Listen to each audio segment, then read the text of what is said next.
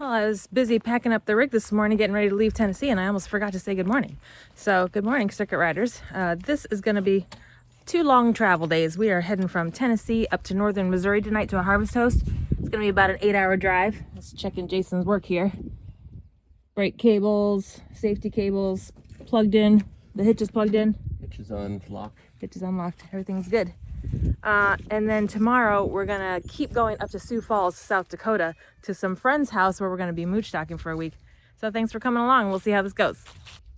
We didn't have sewer at this campground, so we're just dumping on the way out at the dump station. We did have 50 amp and water, but no sewer. We were only here for 4 days. Our gray tank can go just 4 days with very judicious use. And our black tank is no problem for 4 days.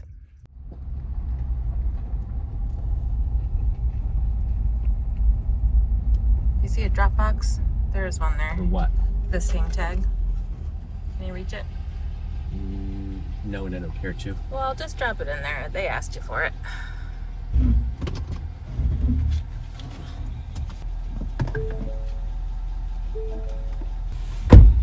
someone on site 12 has the Amazon package. Oh. There. You want it? You can have it. I do not want it.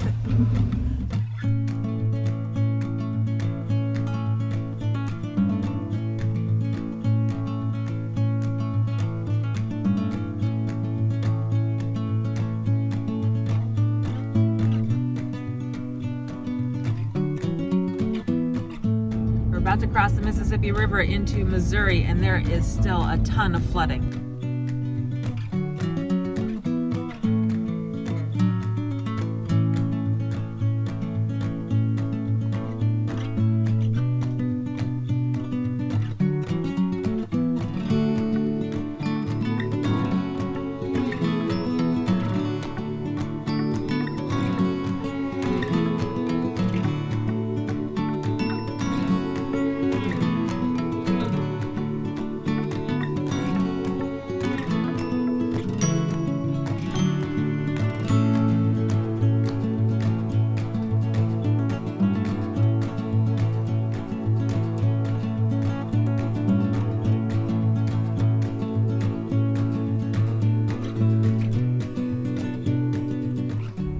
Arriving just at closing time, unfortunately, but there are some other rigs here.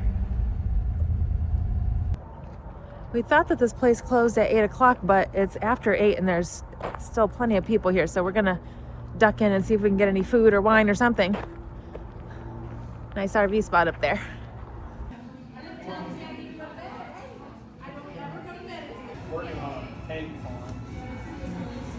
I have a friend. Hi. Now Jason made a friend. Thank you. Well, after a 10-hour driving day, delicious Sicilian pizza and a little Chardonnay hit the spot. That was perfect. It was the last pizza of the day. I think they even... Yeah, I think they stayed open late for us. Yeah, and there was some like group of ladies there that had a little get-together party, and some other folks, some RVers. So I think they were just essentially staying open until everyone was done, which is kind of a fun way to do it. Nice. It's an easy on, easy off the highway. You can see the highway in the background, but we're about a half a mile back here, so it's actually not too loud. Some harvest hosts, are right on the highway, but this one should be a good night's sleep. We will see you tomorrow. Bye.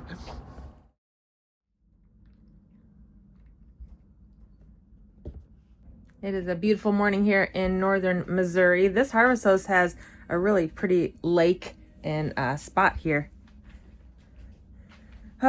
It's early. Let's get going because we got another long drive day today up to Sioux Falls, South Dakota.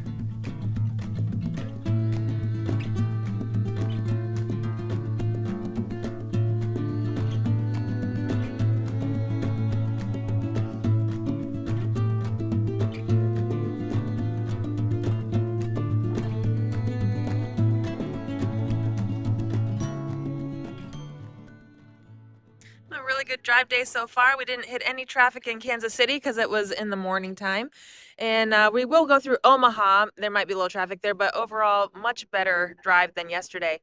And we're definitely driving into early spring. The leaves are just starting to pop out on the trees up here. And it's always a little disconcerting to drive through seasons quickly, like over the course of a few days. We left Florida, it was in the mid 80s, and then, you know, it is hot in Georgia. Alabama was a little bit cooler. The leaves were out there a little bit more, and then up here, the trees are just starting to bud.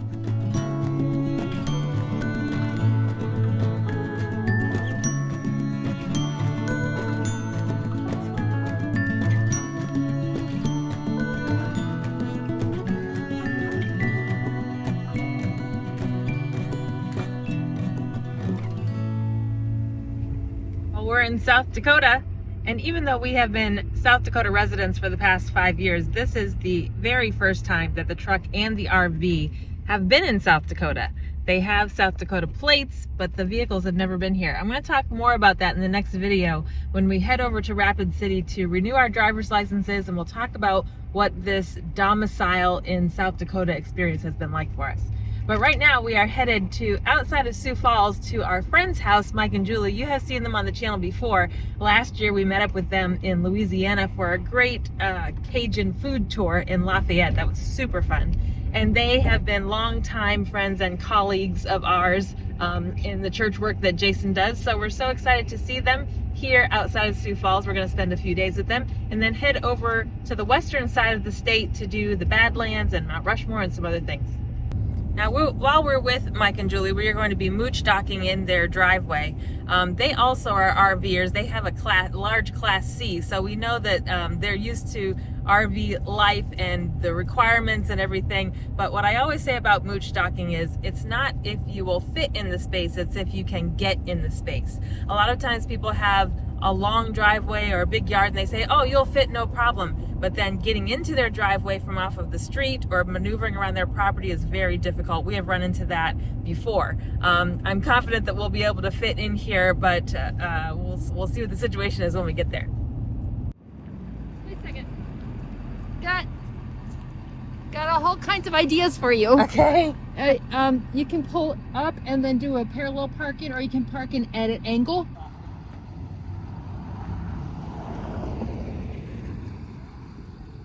Well, that did not take as long as I thought. We backed right in there, a little close to the tree, but we made it, and we're not even hanging out into the driveway. That is super great. What a beautiful spot, and right across the street, nice farm fields, super quiet. We're so excited to be here with our friends for the next few days. And they have a water hookup for us and 30 amp electric, and they do have a little sewer in the back of the garage there. I think with our macerator pump, we've got a 100-foot macerator hose that we usually use up on the main land. We should be able to pump all the way back there. This is just plain mead, and I don't know which ones are. You made the mead yourself. You made all these yourself. Yeah. We've always called Mike the gentleman farmer. They used to live in Minnesota, and we visited them there at their house, but now they live in South Dakota with their whole family. 2 of their kids live here and have houses, and they've got this little house next to them. So they've got a kind of a family compound here, but they've still continued their gentleman farmer pursuits. Mike makes his own wine and mead and all kinds of mixes there, and they have a honey business called Honeycomb Acres.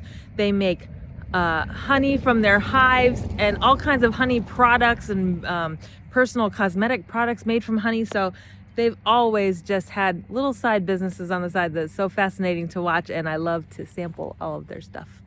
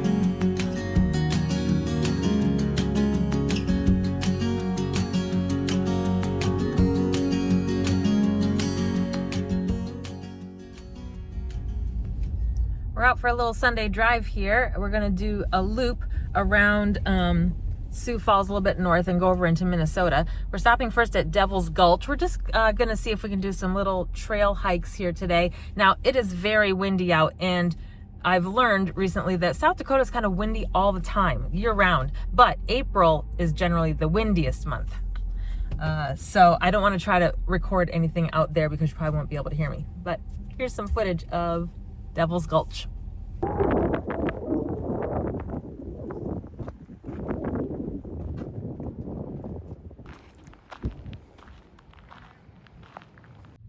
Well, it's actually not terribly windy out here. Maybe you can hear me. So the mystery and legend around this Devil's Gulch Park is that Jesse James in 1876 was escaping the law after a bank robbery in Minnesota, and rode his horse as fast as he could up to here, and then saw this little chasm and convinced his horse to jump it. He didn't know how big it was, but the horse made it across. It's only a 20-foot jump, and he was able to escape from the posse who was following him. Met up with his brother on the other side, and they got away.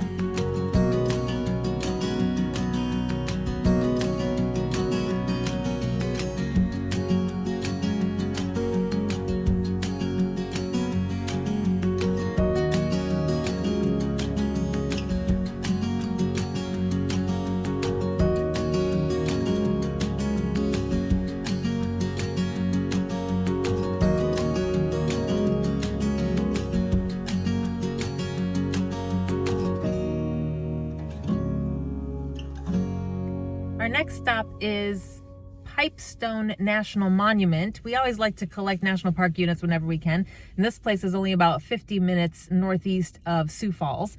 I think the visitor center is closed right now. It's Sunday afternoon, but the hike, the little 3/4 mile hike out to the Pipestones, is open every day, 365 days a year, so I think we can just walk over here. A little windier over here.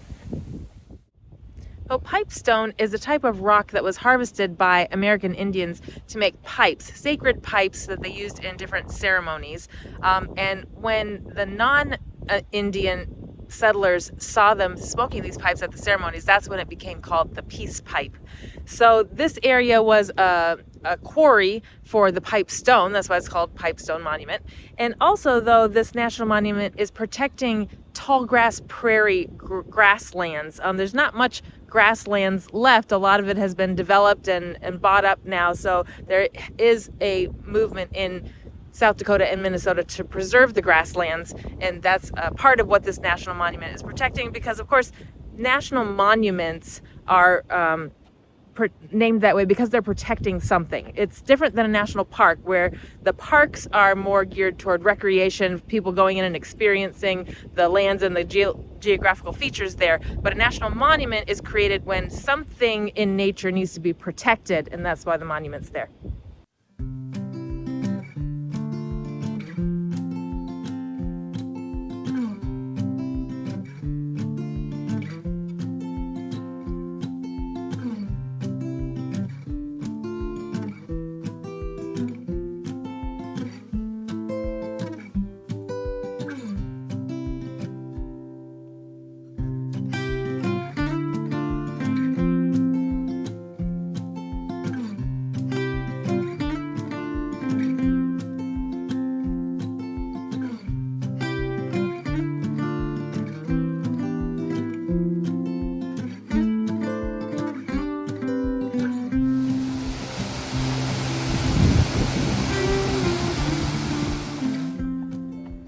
So Jason found a little description of what pipestone is.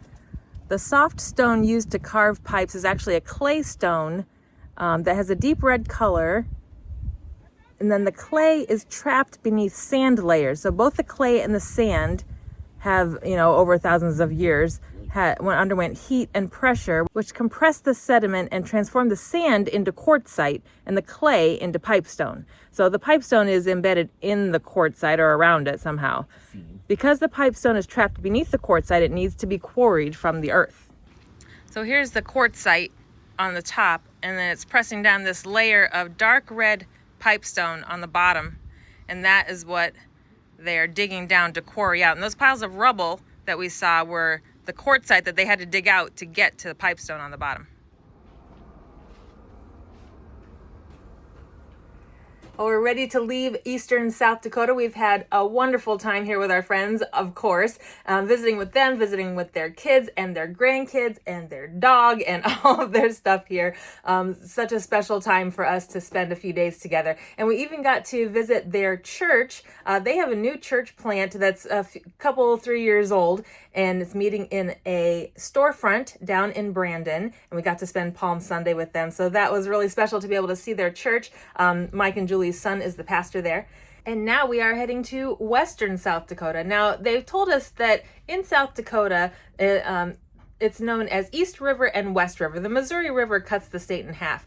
And they said the difference is that when you're East River, it's conservative. And then when you're in West River, it's very, very conservative. So that kind of sums up South Dakota in a nutshell. But we are going to head west now and spend the next few days exploring the Badlands and the Black Hills and all kinds of stuff. So let's go.